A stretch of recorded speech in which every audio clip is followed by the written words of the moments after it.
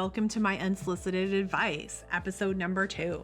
And today we're going to be talking about the parenting conspiracy. This is something I have just made up because that's me. So what is a parenting conspiracy? Well, I don't know about everybody else, but when my husband and I decided that we were ready to have babies, and then we got pregnant, there was a lot of people that had opinions, and there was a lot of things that we just thought that you were supposed to use books to read and learn how to become a good parent, or that, people pass this information down through generations, or that potty training your kid doesn't just pee and poo happen in 3 days of keeping them sitting on a potty with no distraction, because they will always go shit in the corner even if they're using the toilet to pee on. We've cleaned up a lot of those. So anyway, my point is that nobody tells you that nobody knows what they're doing. Nobody. Your parents didn't know. Their parents didn't know. Their parents before that didn't know. Nobody fucking knows. So as a society, we have to stop making it seem like we're all knowledgeable. Like your child pops out of your vagina and all of a sudden the universe has imbued you with magical parenting powers to know the answer to every single crisis. No, not the case. One of the things I think is most important is that it really does take a village to raise a child. You cannot do this shit by yourself.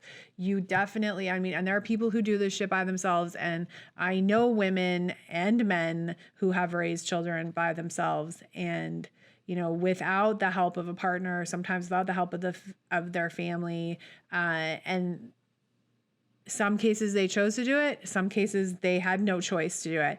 And, they're super people as far as I'm concerned, because I could not raise my daughter by myself.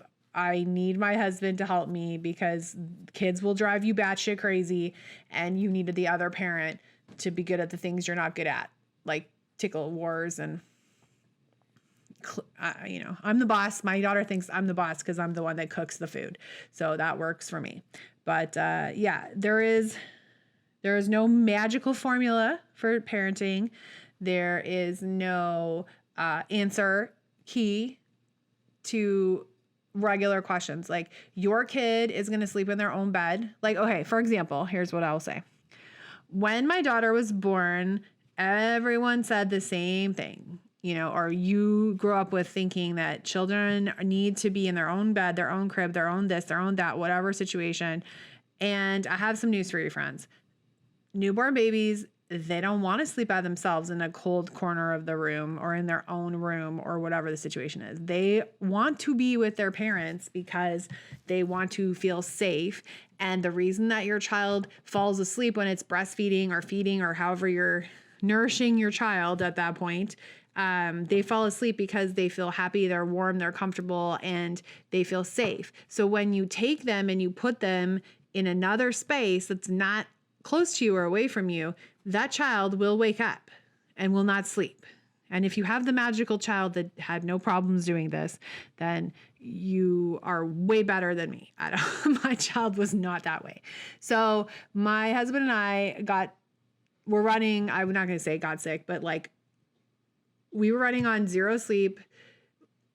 You truly are just in a state of absolute don't know what the hell's going on. It's like you're hungover, the worst hangover you've ever had, coupled with not being able to sleep for more than an hour at a time, coupled with the fact that you don't have enough energy to even shower yourself. So that's where we're at here, friends.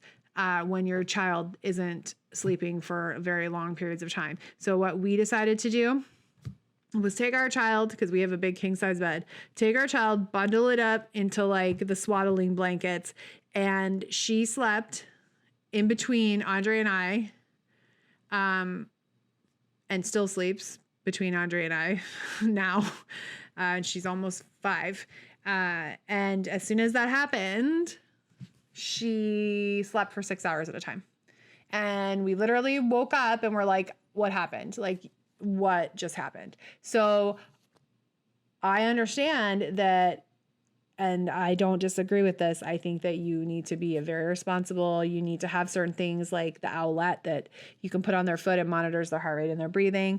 You need to be very aware and not be somebody who like rolls all over the bed. But I can tell you that I'm not the only person that has done this, and she's fine. Everything is fine. She was fine then, and she slept, and she still sleeps, and she sleeps great.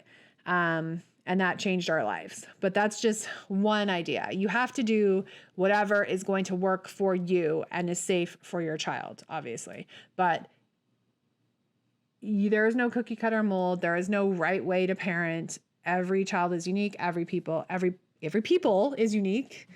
And you just have to find what works right for you. So my point of this is making sure that new parents understand that nobody knows what the fuck they're doing when the baby pops out of the vagina. And I still don't know what I'm doing, and mine is 5 years old. And I don't think I'm going to know what I'm doing when I'm 18, because every situation is new and unique and unusual. Maybe by the time you have the second and third one, which will never happen for me, then you might know what you're doing. But don't sweat the small stuff, and don't let anyone make you feel bad, because they don't know what the fuck they're doing either. And that's all I have to say about that.